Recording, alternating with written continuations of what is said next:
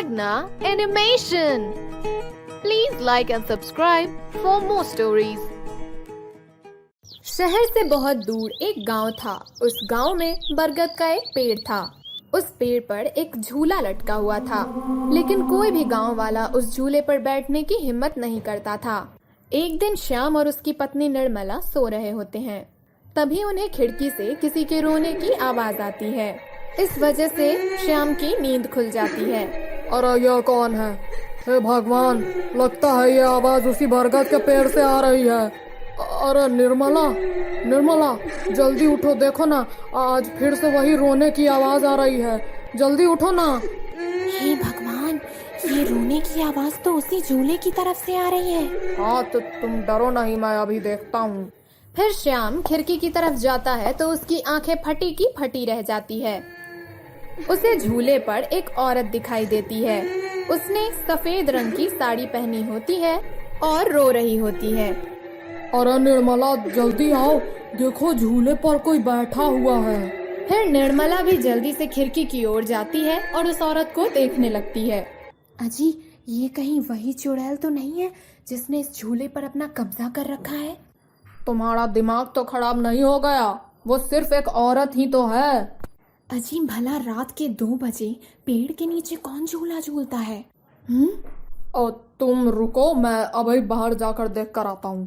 अरे, तुम्हारा दिमाग तो खराब नहीं हो गया जो खुद मौत के मुंह में मरने के लिए जाना चाहते हो? कान खोल के सुन लो, मैं आपको कहीं नहीं जाने दूंगी। हाँ। तभी वो चुड़ैल अचानक से गायब हो जाती है और ये सब देखकर ये दोनों डर जाते हैं। अरे मर गए रे, ये तो गायब हो गई। मैंने आपसे कहा था ना जी, ये कोई आम औरत नहीं है। हाँ, तुम सही कहती हो निर्मला, इस झूले में जरूर कोई गड़बड़ है। तभी कोई गांव वाला इसके आसपास भी जाने में डरता है।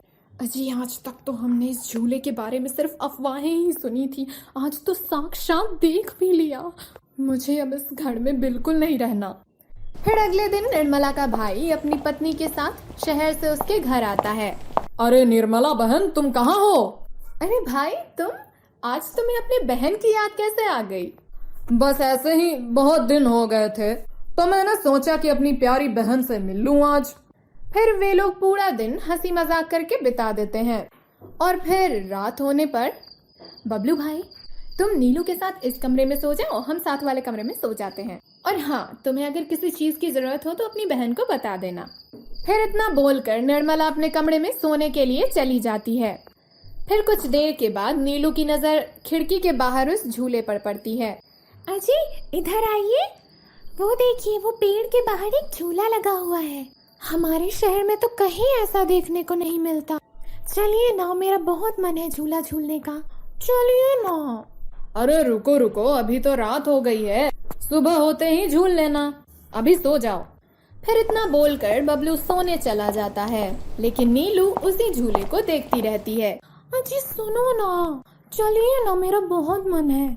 लेकिन बबलू नीलू की बात को अनसुना कर देता है और सो जाता है। फिर नीलू सोचती है, अरे ये झूला तो एकदम घर के पीछे ही है, मैं खुद ही चली जाती हूँ। फिर इतना सोचकर नीलू घर से अकेले ही निकल पड़ती है और सीधा उस झूले के पास पहुँच जाती है। अरे वाह, जैसा मैंने सोचा था ये तो बिल्कुल वैसा ही निकला, आज तो मजा ही आ गया। फिर नीलू उस झूले पर बैठ जाती है और झूला झूलने लगती है और गाना गाने लगती है। पंछी बनो उड़ती फिरूं मस्त गगन में, आज मैं आजाद हूँ दुनिया की चमन में। अरे वाह। फिर नीलू कुछ देर रात तक खुशी खुशी झूला झूलती रहती है। अरे वाह, आज तो मजा ही आ गया। हाँ, अब घर चलती हूँ, अगर इनकी नींद खुल गई तो ये बहुत नाराज हो जाएंगे। फिर जैसे ही नीलू उस झूले से उतरने वाली होती है तो उसे महसूस होता है जैसे किसी ने उसे पकड़ के रखा है और वो झूले से नीचे नहीं उतर पा रही। वो बहुत डर जाती है। अरे ये क्या, कौन है जिसने मुझे पकड़ के रखा है? वो इधर उधर देखती है लेकिन उसे कोई दिखाई नहीं देता। अरे मर गई रे, मैं इस झूले से क्यों नहीं उतर पा रही? बचाओ, बचाओ, कोई है? अजी सुनते हो, मेरी मदद करो। तभी नीलू की आवाज सुनकर बबलू की नींद खुल जाती है। निर्मला और श्याम भी उठ जाते हैं और भागते हुए बबलू के पास आते हैं। अरे बबलू, ये तो नीलू की आवाज थी ना, वो कहाँ है? तभी श्याम की नजर उस झूले पर पड़ती है। उसे नीलू उस पेड़ के नीचे पड़ी हुई दिखाई देती है। आय राम, यह क्या अनर्थ हो गया? नीलू उस झूले के पास कैसे चली गई? फिर वो तीनों भागते हुए उस झूले के पास जाते हैं। उन्हें नीलू वहाँ बेहोश पड़ी हुई मिलती है। हे भगवान, ये तुम्हें क्या हो गया नीलू? नीलू, तुम्हें यहाँ नहीं आना चाहिए था। हे भगवान, अब क्या होगा? फिर वो सब लोग वापस अपने घर आ जाते हैं और सुबह होने पर नीलू को होश आता है। नीलू, तुम ठीक तो हो ना? आज के बाद कभी उस झूले के पास नहीं जाना। उस झूले पर किसी चुड़ैल का साया है। ठीक है दीदी, मैं आज के बाद उस झूले के पास कभी नहीं जाऊंगी। फिर रात होने पर सब सो रहे होते हैं। तभी नीलू की नींद खुल जाती है। उसकी आंखें लाल हो जाती हैं और उसके पैर उल्टे हो जाते हैं और वो घर से निकलकर झूले की तरफ चल देती है और झूला झूलने लगती है। उसकी हंसी सुनकर उन सब की नींद खुल जाती है। निर्मला और श्याम भागते हुए बबलू के कमरे में आते हैं और नीलू को वहाँ ना पाकर परेशान हो जाते हैं। हे भगवान, अब ये नीलू कहाँ चली गई? फिर वे सब खिड़की से झांक कर देखते हैं तो उनकी आंखें फटी की फटी रह जाती है। नीलू झूला झूल रही होती है। अरे मर गए रे, ये नाक मीची तो फिर से झूला झूलने चली गई। अरे बेवकूफ बबलू, अपनी पत्नी को संभाल कर नहीं रख सकता क्या? देख तेरी पत्नी आधी रात को कैसे झूला झूल रही है। दीदी मुझे माफ कर दो, मैंने इसे समझाया भी था कि उस झूले की तरफ कभी मत जाना। अरे बातें मत करो, जल्दी चलो, हमें अभी नीलू के पास जाना होगा, कहीं कोई अनर्थ ना हो जाए। फिर वे तीनों भागते हुए उस झूले के पास पहुंच जाते हैं। नाक पीटी नीलू, चल जल्दी से झूले से उतर। तुझे कल भी समझाया था ना इस झूले की तरफ नहीं जाना, एक बार में समझ नहीं आता क्या?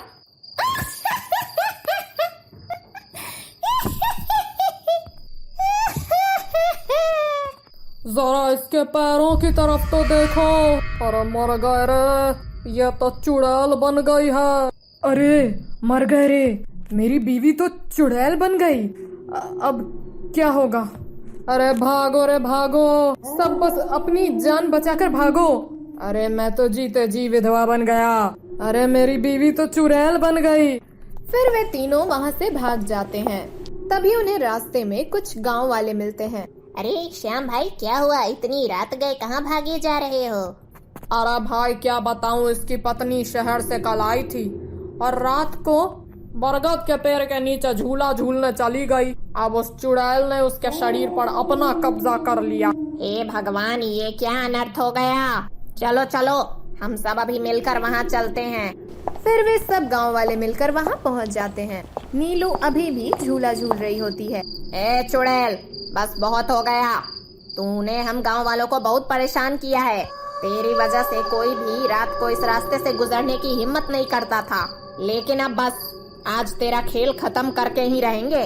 चलो भाइयों, आज इस चुड़ैल को जिंदा नहीं छोड़ना, बता रहे हैं। भाइयों, हमें इस झूले को इस पेड़ से काटकर अलग करना ही होगा।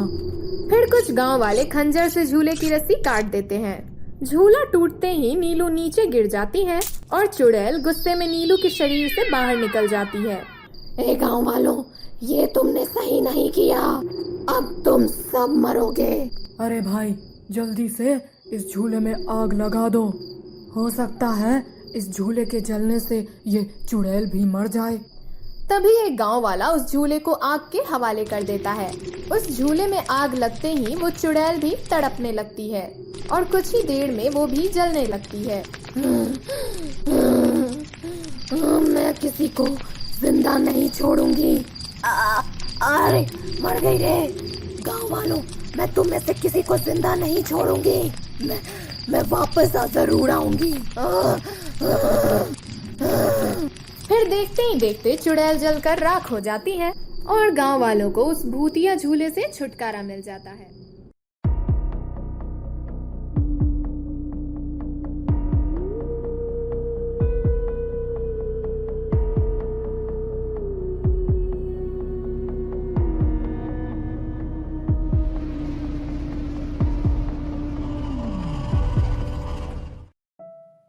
रामपुर गांव में माधव नाम का आदमी अपनी दूसरी पत्नी सोनाली और बेटी रिया के साथ रहता था।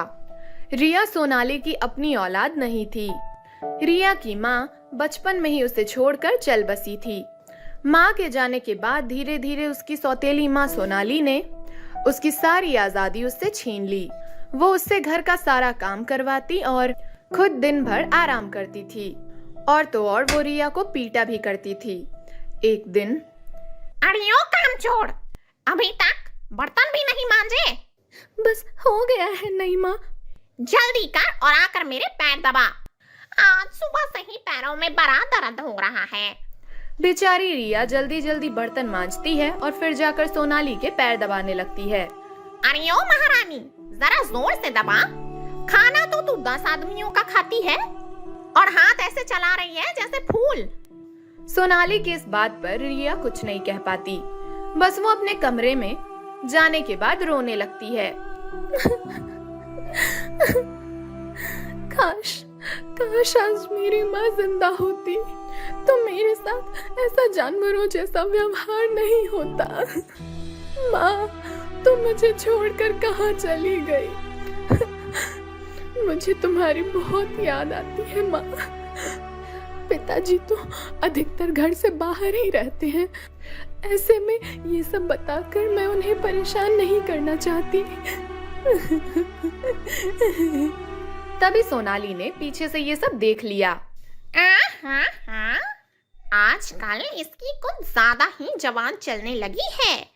आज शिकायत करने की बात कह रही है, कल सच में शिकायत कर दी तो इसका जल्दी ही कुछ करना पड़ेगा। इसी तरह रिया के दिन कट रहे थे। एक बार रिया के पापा बाहर गए हुए थे। सोनाली की बहन रूपाली भी उसके साथ ही रहने आ गई थी। बेचारी रिया को अब सोनाली के साथ साथ रूपाली का भी सारा काम, जैसे कि उसके जूठे बर्तन धोना और तो और उसके गंदे कपड़े भी धोने पड़ते थे। और इन सब के बावजूद उसे मार भी पड़ती थी। एक दिन सोनाली और रूपाली आपस में बातें कर रही थी। अरे क्या बताऊं रूपाली, इस लड़की ने तो मेरी नाक में दम किया हुआ है। काम की ना काज की, दुश्मन अनाज की। और आजकल तो इसकी जबान भी बहुत ज्यादा चलने लगी है।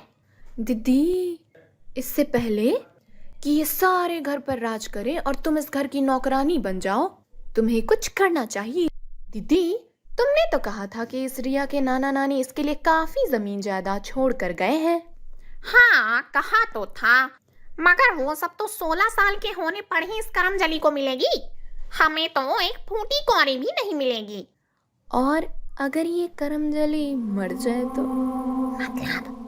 अरे दीदी, अगर इसकी मौत हो जाए तो फिर जायदाद तो तुम्हारे पति और तुम्हें ही मिलेगी ना, और तो इसका कोई है ही नहीं। अब सोनाली क्रूर तो पहले से ही थी, लेकिन अब उसके मन में लालच ने भी घर बना लिया। अगर वो मरेगी कैसे? फिर रूपाली सोनाली को अपनी योजना बताती है और योजना के अनुसार अगले दिन शाम को, ये ले रिया, ये सारे कपड़े हैं, इन्हें अभी धोकर ला। ये रहा साबुन और जल्दी जा। रिया कुएं पर बैठकर कपड़े धो रही थी। कपड़े धोकर वो कुएं से पानी निकालने के लिए उठती है। तभी वहाँ सोनाली और रूपाली आ जाते हैं और उसे कुएं में धक्का दे देती है। रिया गिरते गिरते कुएं की रस्सी पकड़ लेती है। माँ, ये तुमने क्या किया? मैं तो तुम्हें अपनी माँ मानती हूँ। माँ, मैं यहाँ मर जाऊंगी। प्लीज मुझे कुएं से बाहर निकाल लो। आप जैसा कहोगी मैं वैसा ही करूंगी माँ। घर का सारा काम करूंगी। प्लीज मुझे निकाल लो, मेरे हाथ छूट रहे हैं माँ। माँ, गई कलमोही पानी में। मजा आ गया रूपाली, मेरे रास्ते का कांटा दूर हुआ। अब तक तो ये मर भी चुकी होगी। दीदी, अब तो तुम लाखों की जायदाद की मालकिन बन गई। आज तो कुछ खिलाना बनता है दीदी इस खुशी में। आखिर आइडिया किसका था? इतना कहकर दोनों बहनें ठहाका लगाती हैं और वहां से चली जाती हैं। इधर कुएं में बेचारी रिया की हिम्मत जवाब देने लगती है। उसे लगने लगा था कि अब वो नहीं बच पाएगी। तभी उसे महसूस होता है जैसे किसी ने उसे पकड़ लिया है। जब वो अपनी आंखें खोलती है तो वहां उसे अपनी माँ दिखाई देती है। माँ, तुम यहाँ? तुम मुझे छोड़कर क्यों चली गई माँ? कहाँ चली गई थी तुम? देख, तेरे ना होने पे उस औरत ने मेरा क्या हाल कर रखा है माँ, जिसे पापा मेरी नई माँ बना कर लाए हैं। रो मत मेरी बच्ची, तेरे एक एक आंसुओं की कीमत इन दोनों बहनों को चुकानी होगी। रो मत मेरी बच्ची, अब मैं आ गई हूँ। आधी रात का समय था। दोनों बहनें खा पी कर सो रही थी। तभी उन्हें महसूस हुआ जैसे किसी ने उनकी चादर खींच ली और दोनों बहनें चौंक कर उठ गईं। कौन है? तभी वहां मेज पर रखा एक ग्लास उड़ता है और सोनाली के सर से आ लगता है।